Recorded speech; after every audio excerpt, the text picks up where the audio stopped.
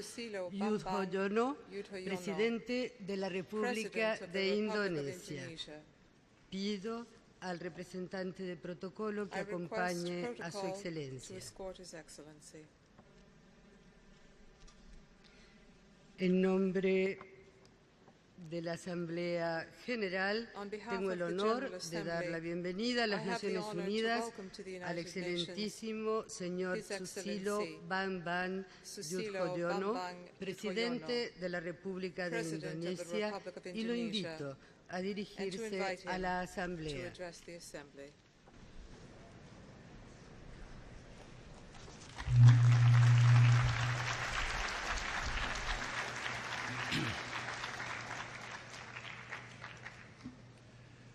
Bismillahirrahmanirrahim. Madam President, Excellencies, ladies and gentlemen, it is a great honor for me to stand once again before this august body, the last time that I do so during my 2 terms as President of Indonesia. I could not agree more with the chosen theme of this session, delivering and implementing transformative post-2015 development agenda. The theme, which is very much in line with work of the high-level panel I was privileged to co-chair. In the past 15 years, the international community has embarked on an ambitious grand project for humanity, the Millennium Development Goals. Our hard work over the years have produced achievements which include breakthrough in combating poverty, increasing school enrollment, and improving public health. These achievements are encouraging and in some instances inspiring. But humanity as a whole have not achieved all the MDGs target. Successes are uneven. They differ between regions. They differ within regions, and they even differ within countries. We have come a long way, yet we still have a long way to go. For those who made it and those who are yet to make it, I learned one best lesson. The most important drivers of change lies in governance. Not just good governance, but smart governance. Smart governance usually involves innovative leadership and active public participation. Without at least these 2 elements, all the hard work we put in will not produce desired result. And with smart governance, nations can go beyond their potential and leapfrog over others ahead of them.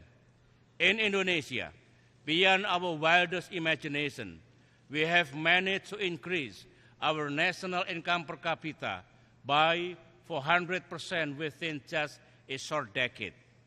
The quest for MDGs over the last 15 years have also reinforced the need for a more robust global partnership.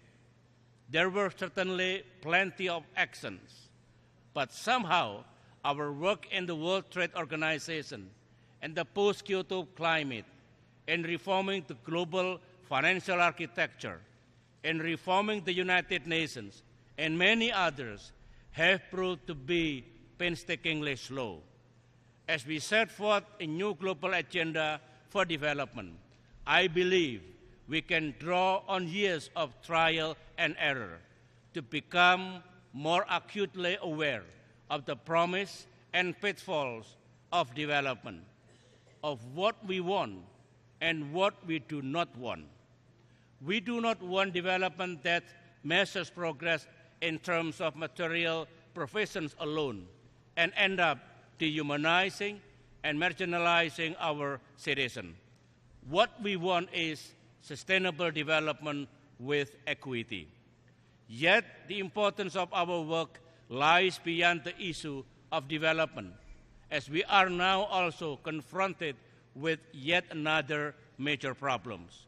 We are witnessing a worrying deterioration in the relation between the major powers. None of us, certainly not the United Nations, can afford to bury our head in the sand about this grim development. This is worrying, as for over 2 decades since the fall of the Berlin Wall, the world has actually witnessed a series of promising turn of events. Most fundamental is the fact that improved relations among major powers had created ample space for new strategic and economic opportunities. Thus, global trade reached $23 trillion for a most six-fold growth since a year after the end of the Cold War in 1990. The fastest growth was during the period that coincides with the pursuit of the MDGs from 2000 to 2013, which was 1.5 times as fast as the preceding 2 decades. As to global investment, the value reached almost $1.5 trillion in 2013 for a near seven-fold growth since 1990. In Southeast Asia, this positive geopolitical development has allowed us to develop stronger cooperation and evolve the region's architecture.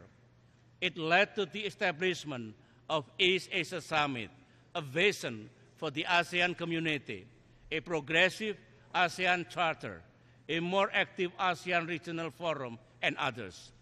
Indonesia, too, was able to develop strategic partnership with all the major powers, as well as with many emerging powers.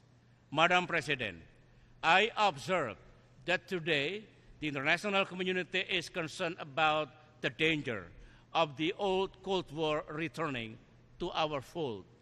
Major power relations are worsening, fueled by mutual suspicions. Relations that were previously stable and cooperative are now marked with volatility and tension.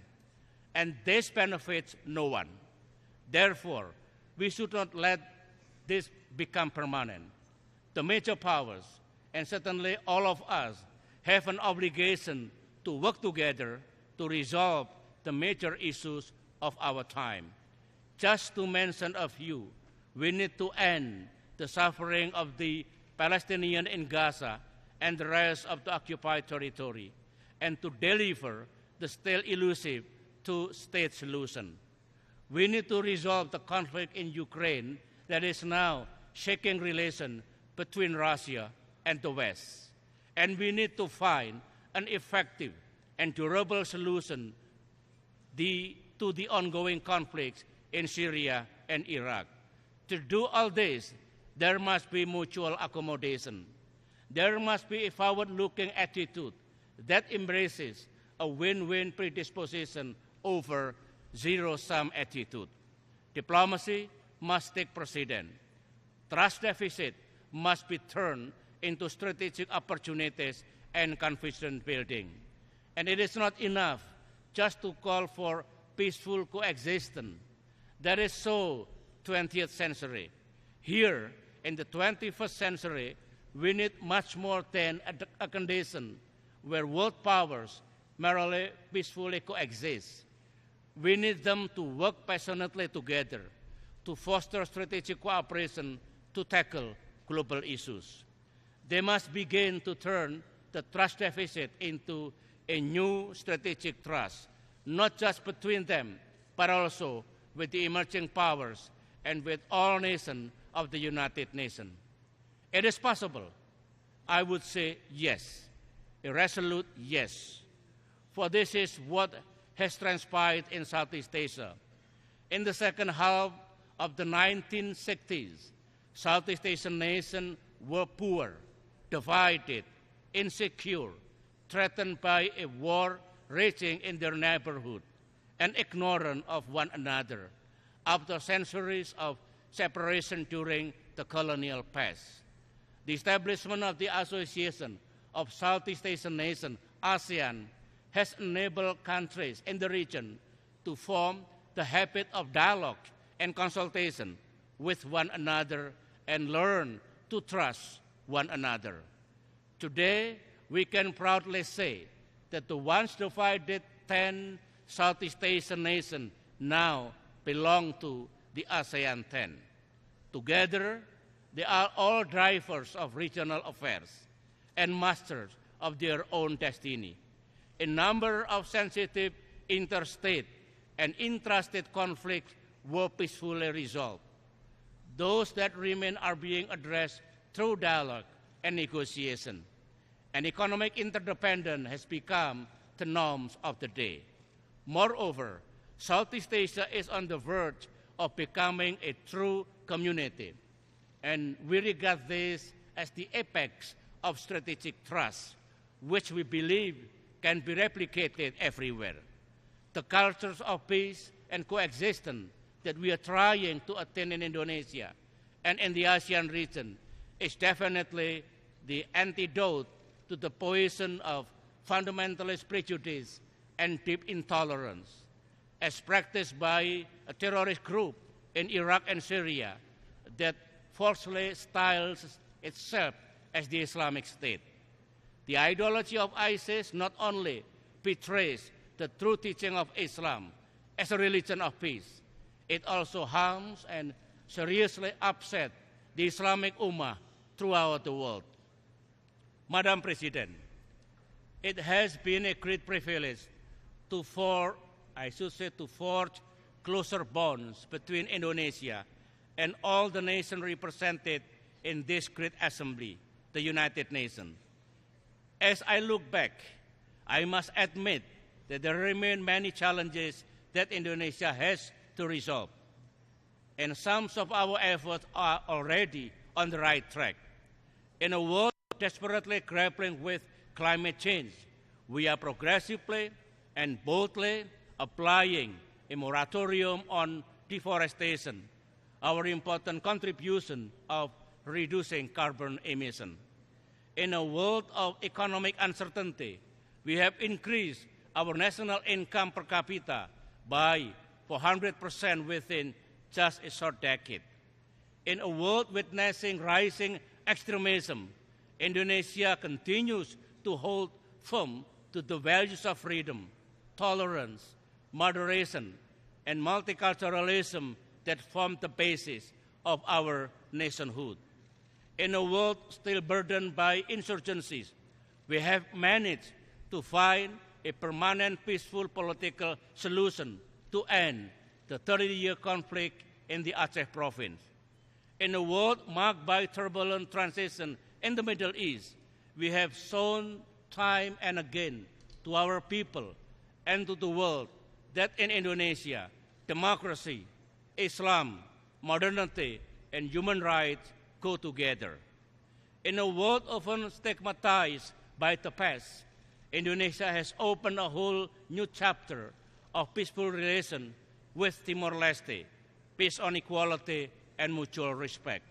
And in a world where territorial disputes often erupt into open conflicts, Indonesia has continued to peacefully resolve one by one overlapping maritime borders with Vietnam, with the Philippines, with Singapore, and others. Madam President, the Indonesian experience and Southeast Asia's experience underscore the dawn of a new age of globalism for the 21st century, a world which openly embraces change as opposed to being intimidated by it. What the world so desperately needs today is the pioneering spirit, the boldness to break old boundaries and create new frontiers. Given this spirit, I believe humankind can overcome the challenge of climate change, conquer poverty, and eradicate social injustice, hasten the global economic recovery, and create a culture of peace among all faiths, including the Abrahamic faith. And with this spirit, we can hopefully end the cycle of violence, hatred, fear, and humiliation that has made so many conflicts around the world seem intractable for decades and centuries. In saying this, I am neither a utopian nor a blind idealist in understanding international relations. But I do believe that with strong commitment and political will, we can make the impossible possible. As we say in Indonesia, di mana ada kemauan, di situ ada jalan. Where there is a will, there is a way. We must push the frontiers. Thank you. Thank you. We must push the frontiers of nationalism into new globalism, where we can devise solutions to national, regional, and global issues all at the same time. A new globalism where no nation is left behind and no nation dominates, where rights are protected and responsibilities are met. In a world of new globalism, wars are unthinkable. In the first place, wars are fought because nations play the zero-sum game, where winners take all and losers weep. The game of us against them, where us must win and them must lose, and winners today are losers tomorrow. Let me conclude by saying that now is the time for all of us to get into the serious business of building a new world of peace, prosperity, and justice. The business of making everybody a winner by creating and nurturing the new we, the all-inclusive new we, the new we that leaves no one behind. I thank you.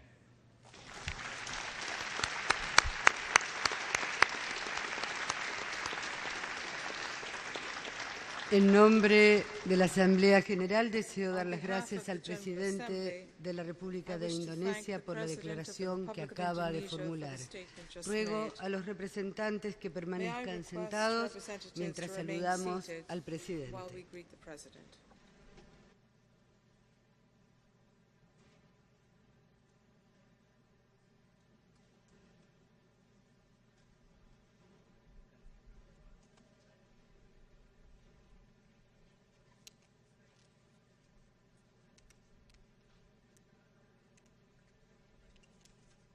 Can I take this?